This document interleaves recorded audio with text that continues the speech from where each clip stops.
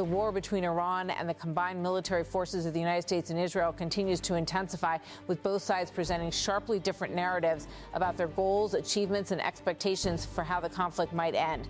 The conflict began after coordinated strikes by the United States and Israel on Iranian targets in late February 2026, triggering a wider regional crisis that has included missile and drone attacks across the Middle East and severe disruption to global energy routes.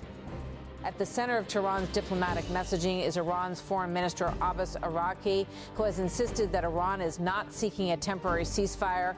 Instead, Iranian officials say the war must end in a way that permanently deters further attacks against the country. Speaking to reporters, Araghchi emphasized that Tehran had not approached its adversaries with requests for a halt in hostilities. Iran has not sent any message asking for a ceasefire, Abbas Araghchi said. He explained that Iran's objective is not simply to pause the fighting, but to ensure that similar strikes cannot happen again in the future. The war must end in a way that prevents any future aggression against Iran, Abbas Araghchi said. According to the Iranian foreign minister, Tehran's position is not driven by a desire to prolong the conflict indefinitely. Rather, it reflects a belief that the outcome of the war must reshape the strategic calculations of its adversaries. Our position is not driven by a desire to prolong the conflict. The outcome must serve as a deterrent so that our adversaries think twice before launching similar strikes again, Abbas Araghchi said. Araghchi also argued that Iran's enemies initially demanded complete surrender, but changed their position after facing Iranian retaliation. During earlier confrontations, they demanded unconditional surrender, but after facing Iran's retaliatory strikes, they eventually sought a ceasefire, Abbas Araghchi said. The current war began when American and Israeli forces launched coordinated airstrikes on Iranian military infrastructure and leadership targets. Those strikes reportedly killed Iran's longtime Supreme Leader Ali Khamenei and several senior officials, sparking a leadership crisis and widespread retaliation by Iran's military. Iran responded by launching waves of ballistic missiles and drones against Israeli territory and U.S. military bases across the Middle East. Some of those attacks struck Israeli cities despite the country's extensive missile defense systems. The conflict has since expanded across the region.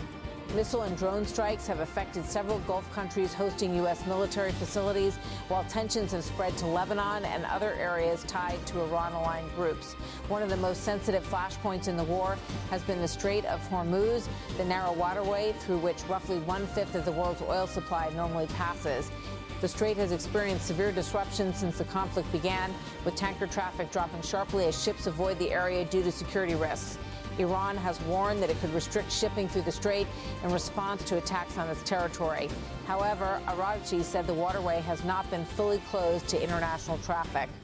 The Strait of Hormuz is open for most countries, but it is closed to our enemies and those involved in aggression against Iran, Abbas Araghchi said. Several countries have reportedly approached Tehran seeking permission for their vessels to pass safely through the strategic waterway. The Iranian foreign minister also addressed the heavy toll the war has taken on the country. He acknowledged that the deaths of senior officials and civilians during the initial strikes were deeply painful for the nation. Yet he argued that the country's resistance has strengthened national unity. These losses are painful, but our resistance has become a source of national pride, Abbas Araghchi said. Across Iran, government media has portrayed the conflict as a defensive struggle against what it describes as a coordinated campaign by Israel and the United States. Public demonstrations and national events have been used to show solidarity with the country's armed forces and support for continued resistance. While Iran frames the war as an existential battle against regime change efforts, Israeli officials have insisted that overthrowing Iran's government is not the primary objective of their campaign. During military briefings, Israeli officials said the goal of the operation is to eliminate strategic threats posed by Iran's missile arsenal and nuclear program, rather than to topple the ruling system.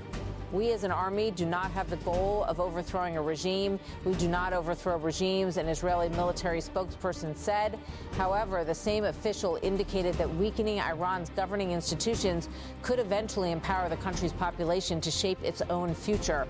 We do, however, create the conditions and undermine it so that over time, the Iranian people will take their destiny into their own hands, he said. Israeli officials say their campaign has already inflicted major damage on Iran's military infrastructure. According to the Israeli military, hundreds of missile-related targets have been struck during the war. To date, we have attacked over 700 targets belonging to the missile array in real time, the Israeli military spokesperson said. He also claimed that Israel's operations have significantly reduced Iran's missile launching capabilities. We have rendered inoperable more than 70% of the ballistic missile launchers, he said. Israel also says its air defenses have successfully intercepted many of the drones launched toward its territory. All UAVs that were launched from Iran towards Israeli territory so far have been intercepted by our Air Force, the spokesperson said. A central focus of the Israeli campaign has been Iran's nuclear infrastructure.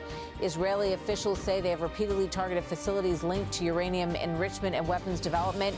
The third component we targeted is the Iranian nuclear project, the Israeli military spokesperson said. He added that Israeli forces are now striking locations that are believed to conceal or reinforce nuclear-related activities. We are attacking sites and infrastructure that are part of the regime's efforts to fortify and conceal its nuclear program, he said. The Israeli military has also indicated that the campaign could continue for an extended period because of the large number of potential targets remaining inside Iran. We possess thousands more targets within Iran, and we are generating additional targets daily, the spokesperson said.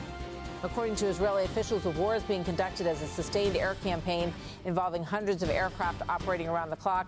This is a campaign, an organized continuous Air Force plan that attacks day and night systematically with hundreds of aircraft, the Israeli military spokesperson said. He said the scale of the operation has been unprecedented. During this operation, we attacked over 2,000 targets across Iran using more than 10,000 different munitions, he said. Israeli leaders also claim the Iranian leadership has been significantly weakened as a result of the strikes. The regime has already been weakened, and we are continuing to weaken it further, the spokesperson said. Despite these assertions, some analysts and officials have begun questioning whether the war is progressing as quickly as originally expected. Reports suggest that some security officials believe the objectives of the campaign may need to be reassessed. Israeli military leaders, however, reject the suggestion that their strategy is falling behind schedule. We are ahead of our operations and our achievements, the Israeli military spokesperson said. He argued that the initial phase of the campaign exceeded expectations and inflicted heavy damage on Iran's strategic capabilities. The opening strike was very successful, and the achievements are higher than we expected, he said. Another issue attracting international attention is the question of Iran's leadership following the death of Ali Khamenei. After his killing during the early phase of the war, Iran formed an interim leadership council while the process of selecting a permanent successor began. Iran's authorities later announced that Mojtaba Khamenei, the late leader's son, would succeed him as supreme leader, though he has rarely appeared in public since the announcement. When asked about Iran's leadership situation, the Israeli military spokesperson said he had little information about the new leader's activities. I haven't heard from him. I haven't seen him since he was announced, he said. Nevertheless, he warned that Israel would continue targeting anyone perceived as a threat to its security. Anyone who poses a threat to the state of Israel, we will strike him, he said. As the conflict continues, the wider Middle East remains on edge. Missile and drone attacks have affected several countries, and the disruption of maritime traffic through the Strait of Hormuz has raised fears of a global energy crisis. International leaders have called for restraint and diplomacy, but so far neither Iran nor Israel has indicated a willingness to halt operations without major strategic concessions. For Iran, the war must end only when it believes future attacks are impossible. For Israel and its allies, the campaign will continue until Iran's military capabilities are significantly degraded. Between those competing goals lies a conflict with no clear end in sight, one that has already reshaped the political and security landscape of the Middle East and may continue to do so for years to come.